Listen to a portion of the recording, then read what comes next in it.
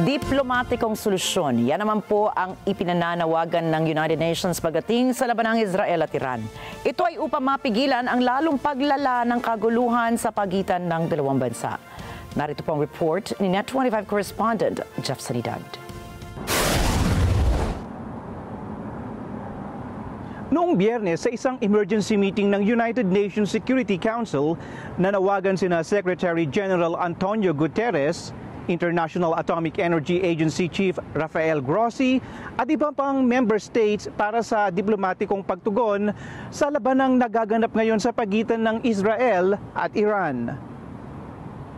Tinawagan ni Iranian Permanent Representative to the UN Amir Said Iravani na war crimes ang aksyon ng Israel laban sa Tehran.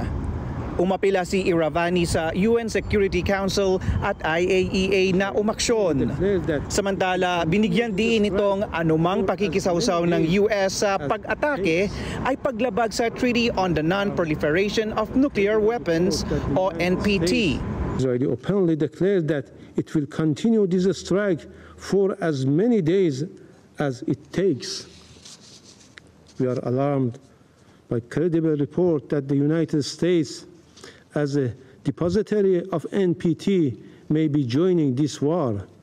Any such support violates the NPT and undermine global security. Sa kabila nito, ipinahayag ni Israeli Permanent Representative to the UN, Danny Danon, na hindi titigil ang Israel sa pag-atake sa Iran. We will not stop. Not until Iran's nuclear threat is dismantled. Not until its war machine is disarmed. Not until our people and yours are safe. Nagbabala naman si IAEA Director General Rafael Grossi ukol sa peligro ng nuclear contamination mula sa pag-atake ng Israel sa nuclear facilities ng Iran. The IAEA has consistently underlined, as stated in its General Conference resolutions, that armed attacks on nuclear facilities should never take place and could result in radioactive releases with grave consequences within and beyond the boundaries of the state which has been attacked. I therefore, again, call on maximum restraint. Upang maiwasan ang paglala ng sitwasyon sa pagitan ng dalawang bansa, diplomasya ang panawagan ni UN Chief Antonio Guterres. We are not drifting toward crisis. We are racing toward it. We are not witnessing isolated incidents. We are on course to potential chaos. The expansion of this conflict could ignite a fire that no one can control. We must not let that happen.